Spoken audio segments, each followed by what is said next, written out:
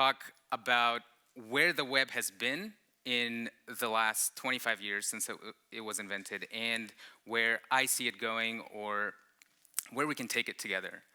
And it's interesting that the web today is 10,056 days old, since the day that Tim Berners-Lee submitted the original paper that described the overall idea of the web. And in context, that it seems like a lot, but it's really not that long of a time when you compare it to other industries. And when the web started, it just started as a hypertext document presentation mechanism for a way for researchers to trade information across different educational institutions. And we kind of moved into writing code to present markup and express this exchange of information between computers, and started adding more and more design and information on top of that. And that led us to some pretty interesting days in the dot-com bubble and in the years after the crash, where people did some crazy things with just HTML and images, and you remember spacers and all the crazy things we did with tables. And then CSS came around, and we kind of took it to another extreme, where if you remember the CSS Zen Garden, people took this idea of a single set of content with many different ways to present that same content to many different people. And that brought almost a renaissance in web design. And then we got to Bootstrap, which let us do really creative things like this. And now the internet is complete. So we're kind of sorry, it's not clicking. Our job is done, right? This is pretty much the pinnacle of what we can do on the web. If you actually look at how people learn the web, though, today it's way more than just trying to understand Bootstrap, way more than just trying to understand HTML and CSS. We're kind of in an era where, for a lot of us developers who grew up with the web, we're seeing all this maturity, all this enhancement in technologies. But somebody who's starting from scratch, they don't just see this. They don't just need to understand HTML and CSS. They need to understand JavaScript now. And when you learn JavaScript, you have to understand a lot of things around that ecosystem in order to get your job done on the net. So if you learn this stuff, you're set, right? Well, not really. There's quite a bit more that you have to grok. And once you have that, then there's quite a bit more. So good luck with that if you're just starting to build for the web. So now we have cheat sheets for HTML and all the crazy tags we have there. We have cheat sheets for CSS when you try to understand the box model and everything that goes into CSS with cascading and inheritance.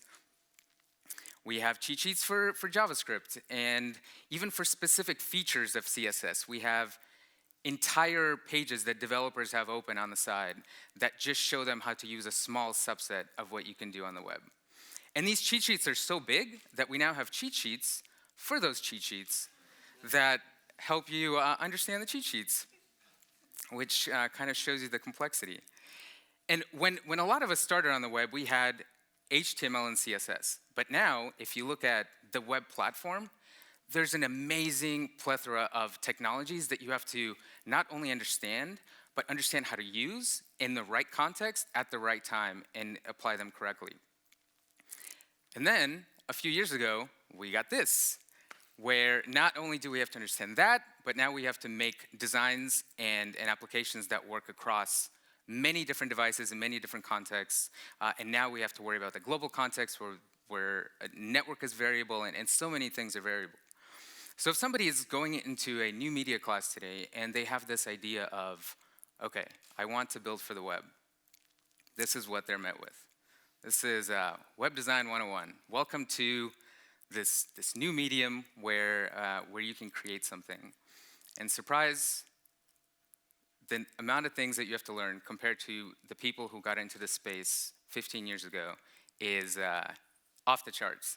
So now we're at yikes level, and actually after Paul's talk with service workers, HTTPS, and manifest files, we're now at whatever, yikes +3. So good luck with that.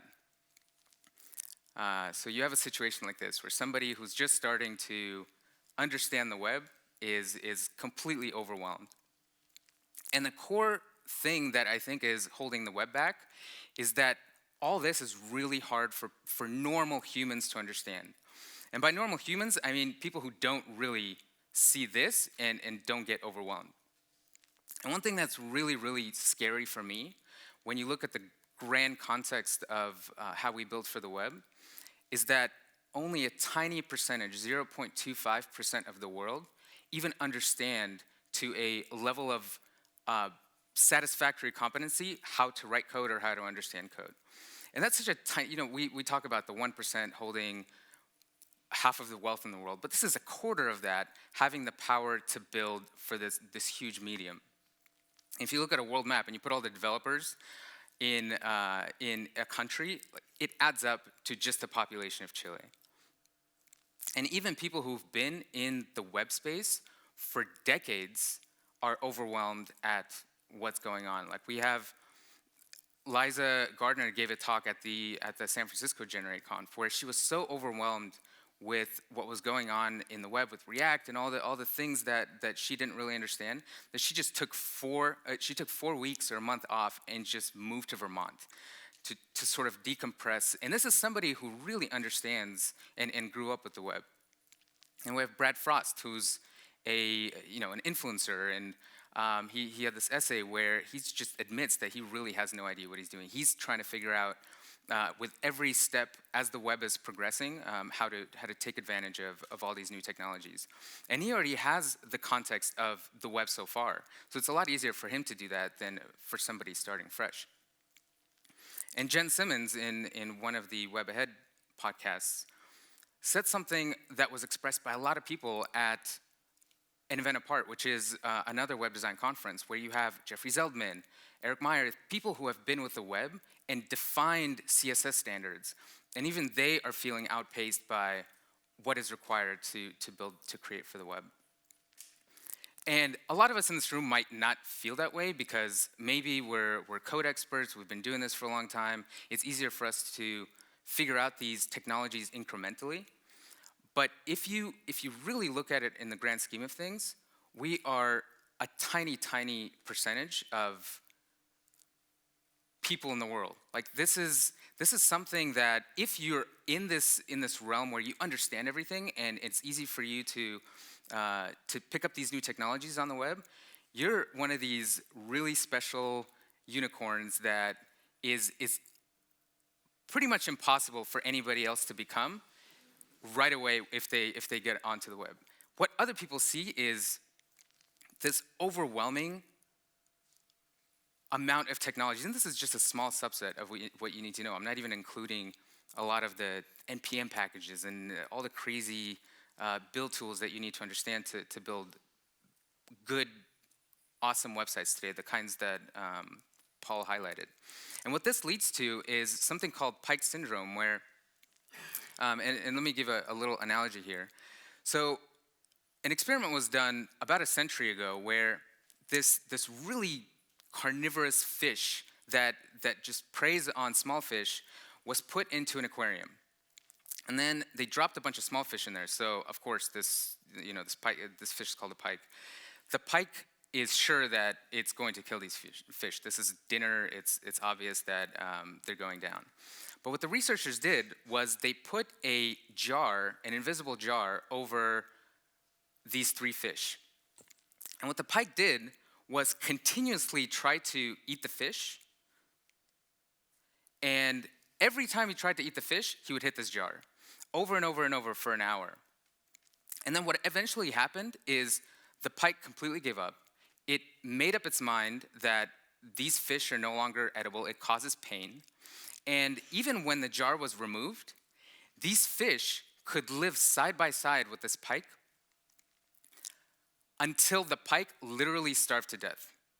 It assumed that, this is something, that I can't do, it's not for me. And a lot of people who go into trying to understand the web, how to create for the web, have this same feeling where they ask somebody, whether it's a friend, whether it's a colleague that is familiar with HTML and CSS, et cetera, and they try to understand the core principles behind web development, And they get so overwhelmed that they don't even try again, assuming that it has only gotten harder from when they first tried. But what we need for the web to really thrive, I think, is what we have in a lot of different creative industries, where we have a direct connection to the medium that we're creating. Not a proxy to the medium that we're creating, which code is, but a direct connection where we can create directly for the web and see the thing that we're creating and manipulate it directly. And this is something through the ages that has defined how humans communicate, how we make art, how we make music. We always have this tangible, tactile connection to the medium that we're creating, because that gives us a real kind of, I don't know, like you're hooked into the matrix. You're creating something that you see the immediate result of. You can tweak, you can correct, you can mold, and it's not this this guesswork where you're trying to do something and then checking whether it worked. And this is something that's innately natural. Like I have two daughters, 5 and 7 years old, and I can put them into a room. I can put them into this room if it had couches, and I can say, make this room look nice. And they have an innate design sense where they can say, okay, this sofa looks great here, this little chair looks good here. They can sit and kind of see that the room feels good. And it's more forgiving than something like code where you put a semicolon in the wrong place and everything blows up. People have this innate sort of understanding for design. We start sketching stick figures and start expressing ideas, and there's much less margin for mistakes there, and that leads to creativity. So we've developed all these great tools where we encourage that sort of direct connection to the thing that we're creating. And we've done it for a lot of different creative media. So we've done it for animation, we've done it for 3D texturing and modeling, where you have this direct manipulation of the thing that you're making. You're not sort of like guess and checking. We have all these amazing tools in the entertainment industry. We've created ways for computers to aid a lot of the animation that we do. Like here, an animator isn't making clothes do anything. We've created algorithms that describe the behavior and the physics of and the mesh networks of these clothes, and the computer sort of figures it out for you. And now we're working on virtual reality, where we're skipping the entire step of trying to express this stuff with abstract notions like polygons and vertices in code. We're just going straight to creating for that medium. And just to sort of drive the point home, we can go through a lot of different tools in a lot of different industries and see that this principle of a direct connection is already available. So we have 3D animators and modelers and cinematic artists and digital artists. We have Illustrator. Let's see here. Game level designers. They don't mess around with lines of code. They have expressive tools to create whatever they envision for these massive games. Particle effects artists, people who work on visual effects.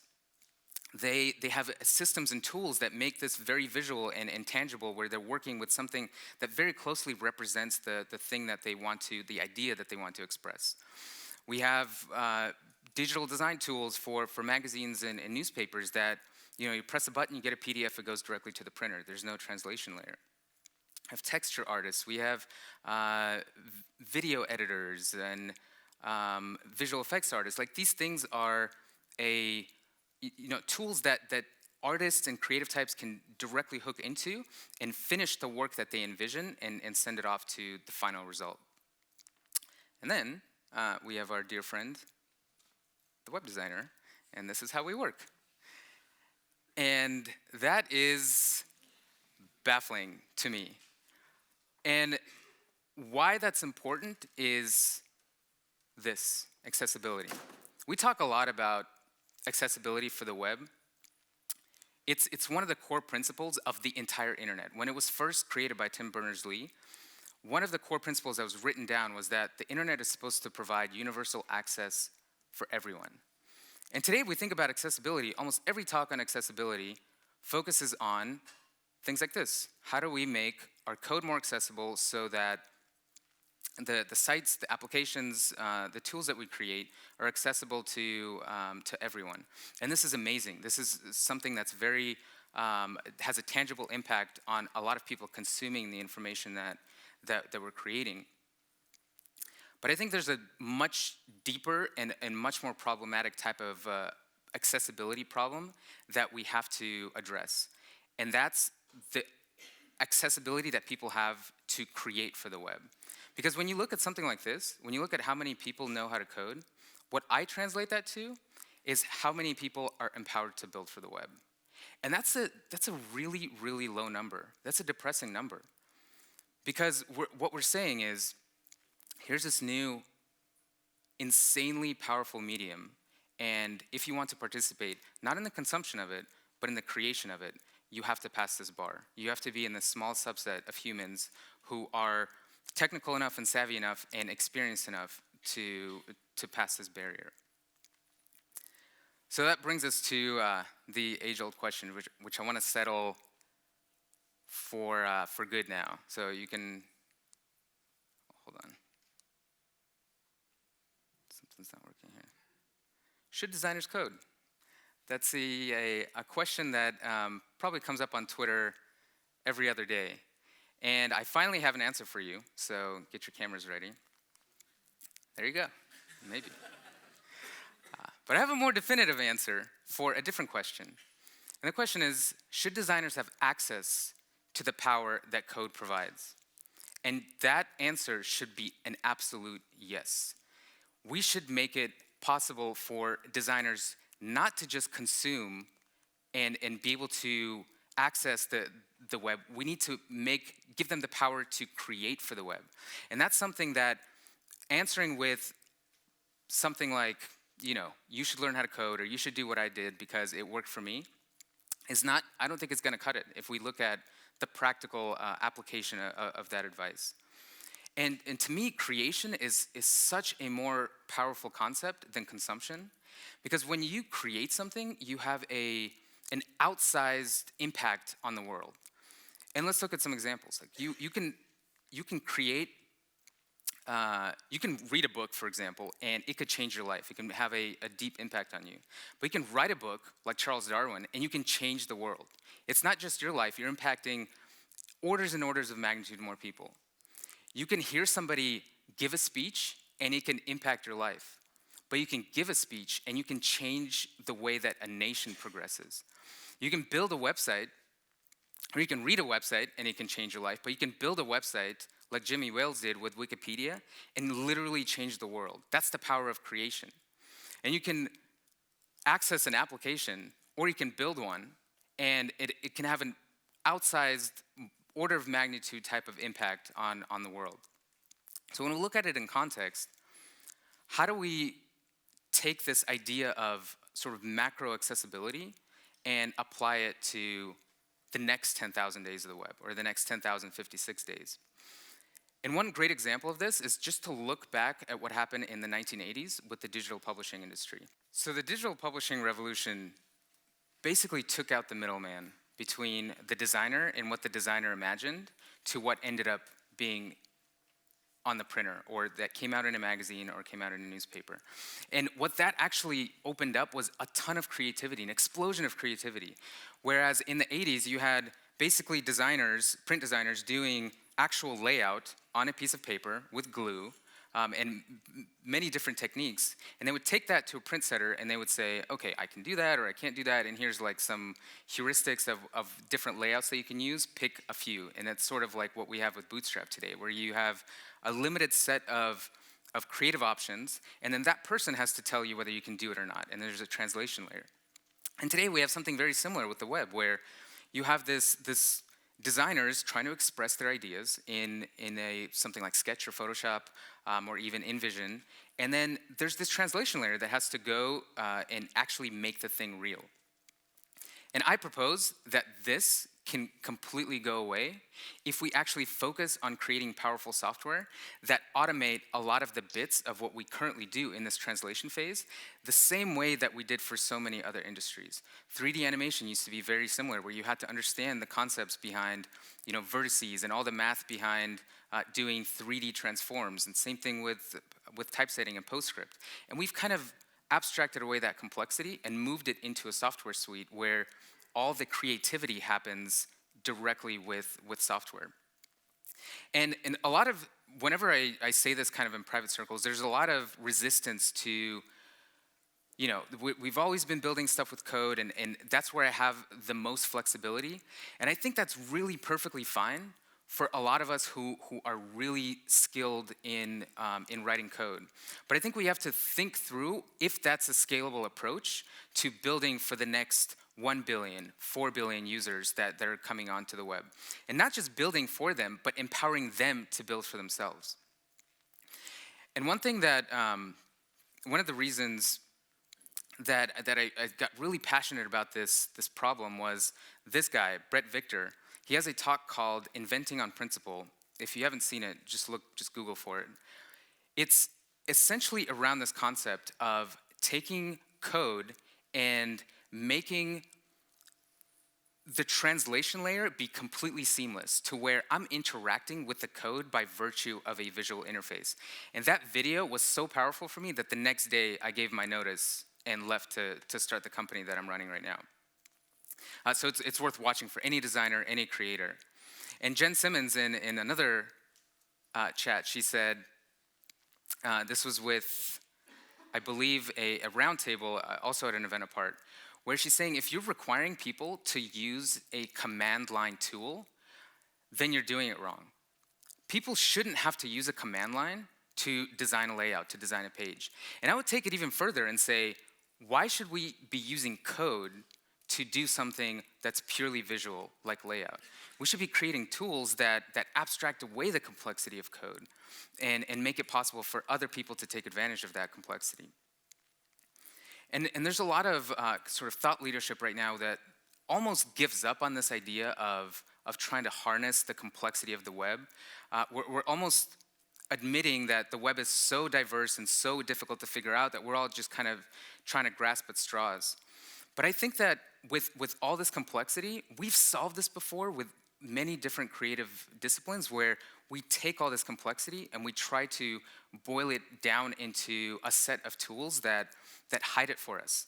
I mean, computers, even coders today, when we type stuff into a text editor, there are 6 to 7 different translation layers between what we type to what ends up in machine code. And all these are abstraction layers that do work for us. And I'm just advocating creating another one of those that hides more and more complexity for people who aren't comfortable with doing something like this, what you see on the left, and are more comfortable with just interacting with the thing that they're creating. Because people actually used to write SVGs like this by hand.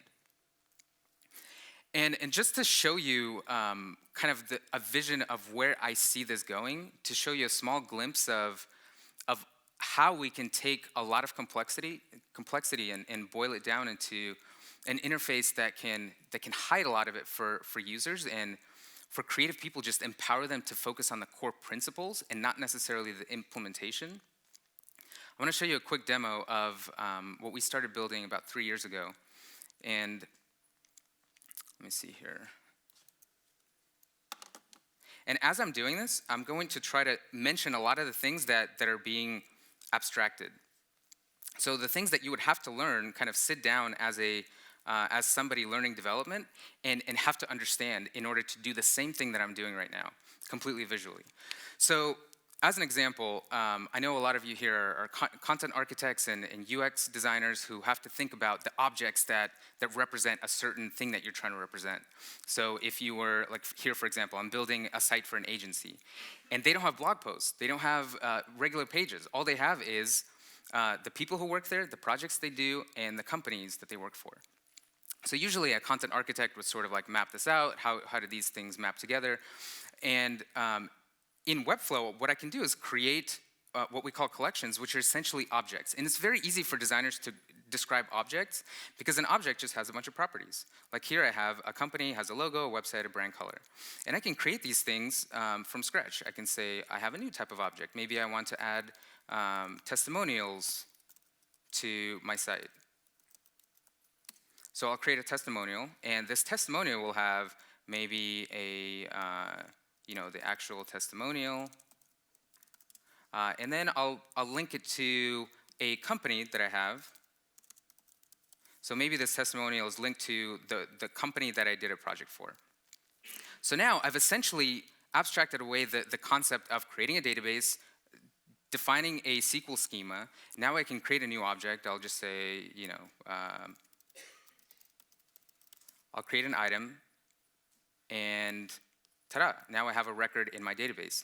And once I have these items, typically what developers do is they throw up a database, there's an API, you have to write some JavaScript to go grab that code, or you have to write PHP to make a SQL query, and then translate that to HTML somehow. What we're doing is creating a visual connection to that core data and making it live, where you don't have this translation layer between jumping to code and seeing whether it's the effect that you want. So here I'll drag in what we call a dynamic list. It's just a repeating list. And I'll say, maybe this list comes from the list of projects. And I'll give it a rough layout and say, maybe I only want 12 items. So here, by abstraction, I'm actually writing a SQL query. And then I can say, each one of these objects, the way I want to represent it as a designer, maybe I want to put the thumbnail of each project. And I'll add another image. And these are just the same thing I'd be doing as writing in a text editor, like an image tag with some sort of like curly brace reference to some database result. Here, I'm just doing it visually. I'm just saying this image is going to come from the company logo. And here, I essentially link two databases together, both the projects database and the company's database, because they're linked together.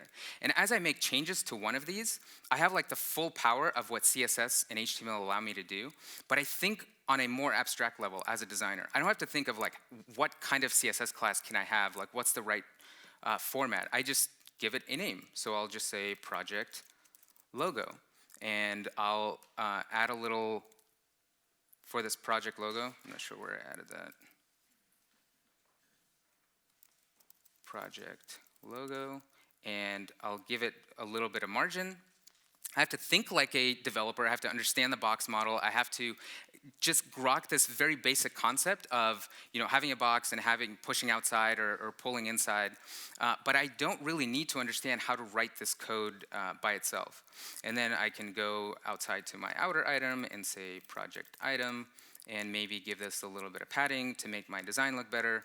And then I'll go to a lower breakpoint, and maybe this doesn't look quite right, so I want to give this a little bit more space. And here I already see, as a designer, something comes up as orange. That looks like it's being inherited from a higher breakpoint. These are abstractions that DevTools would show you as a developer, and you kind of have to understand how that works. But here, all these things are being kind of boiled into a more intuitive UI. And I'll say maybe here I want 50%, and kind of see how that responds. That looks okay. And then on my lowest breakpoint, I'll just do auto. And all of a sudden, I've just created if I look at the code,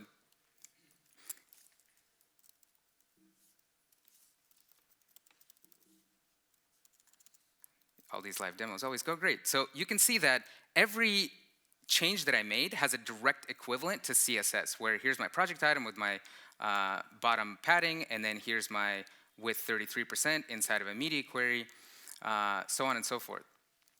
And then I can even go further and say, all right, so I can start to define different behavior for different states of my UI. So maybe I only have 10 of these items, and maybe I only want to show the things that are featured. And by the way, all these fields are based on what I created as a content architect.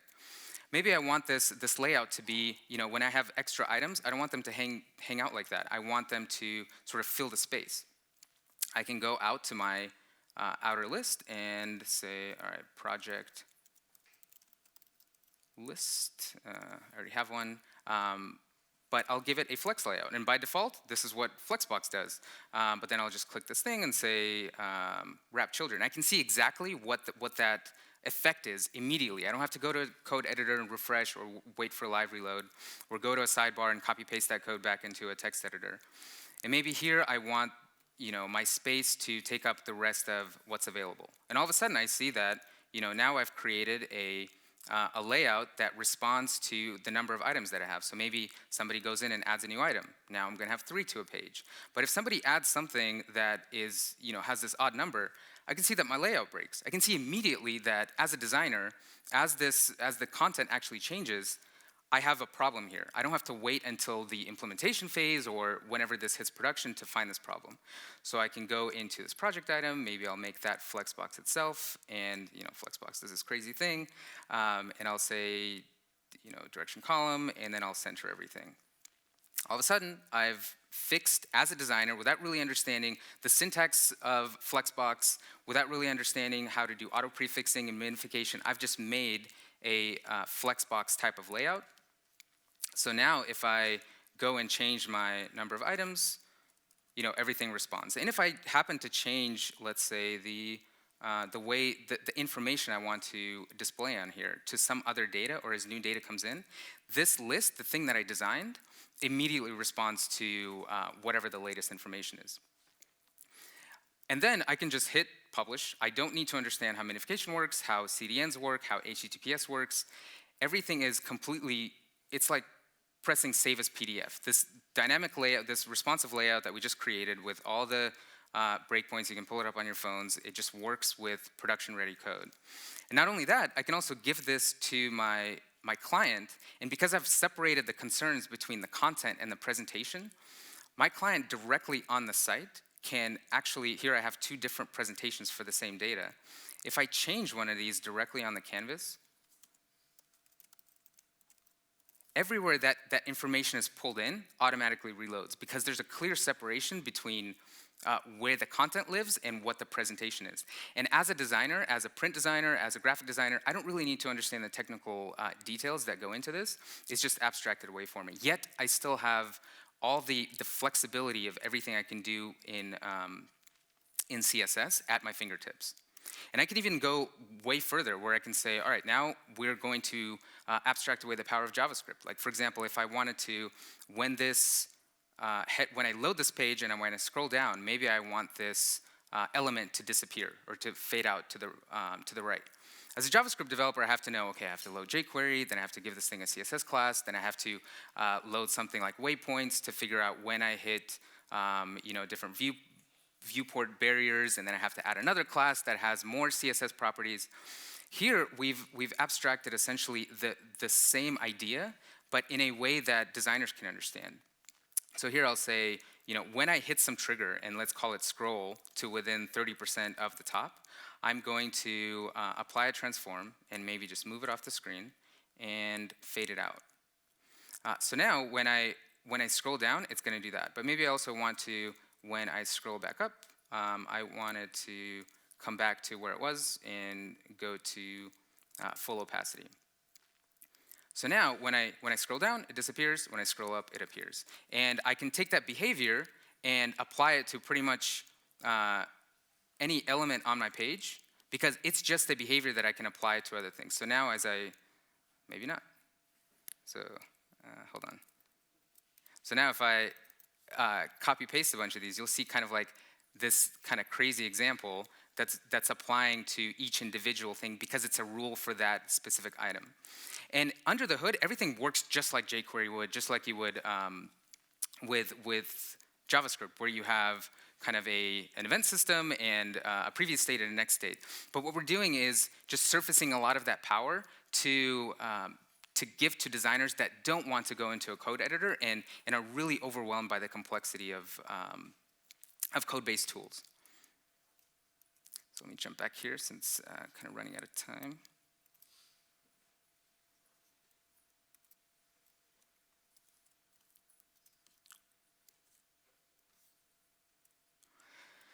So why does this matter? I think this slide kind of sums it up. We are at the it's been 10,000 days, but if you think about other industries at 10,000 days in, they were really, really immature. Look at the movie industry 10,000 days in. We were still making silent movies. They were still black and white. We hadn't seen like the types of innovation that we've seen in the last 100 years. And the web is so immature today, even though it feels kind of mature for those people who have been around the web for a while. We're still at the very, very beginning. And I stole some slides from Bruce's talk. Thanks, Bruce, wherever you are. Where if we want to take the full advantage of what the internet allows us to do, if we want to put that power into the hands of people from India, people from China, who, by the way, don't have the same access to learning tools as we do as English speakers, they don't even have access to the same types of tools that we used when we learned to do web design, because a lot of us could actually go into view source, see how something worked exactly, and sort of copy paste that to our projects. Guess what? You can't do that anymore. The best practice is to minify, obfuscate, and hide your code as much as possible now for performance. So nobody can go in and kind of inspect and learn like people were able to do before, let alone the fact that if you go to YouTube and try to learn web design, for a lot of these third world and developing countries, and even some developed countries, they don't have the resources that we do to get these digital skills, not only to browse the internet, let alone browse the internet, but also to create. So I think that if we're to look at this graph again, which to me, again, is really scary and kind of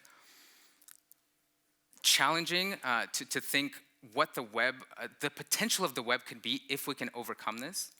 And my entire mission in life has become to take that 0.25% of people who actually have this capability or this access to be creative and to create these beyond simple sites. I'm not talking about Squarespace where you can pick a template and drag some things around.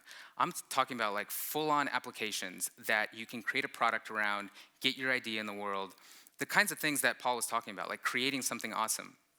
My entire mission is to take that 0.25% and to turn it into 25%. And that's not to say that those 25% are going to be building startups or anything like outsized like that, but the fact that they have access to that power is hugely democratizing and hugely empowering. And that's something that we've seen in other industries that has shifted the way the world works. I mean, if you look at the printing press, for the first many hundred years, only a few people had access to that power. If you look at the movie industry, only a few key people had access to the power of that medium. And now anybody with a phone and with a few apps can essentially create entertainment that millions of people will see on the web. And not only will we have a lot more people creating for the web, we can raise the standard of living for a lot of people. We can raise the GDP of the internet. Like literally by helping people create things, we can affect massive change in the world. And we'll also get more charts that look like Pac-Man. So that's not a bad thing. So thank you. That's all I have. Go and make awesome things. Thank you.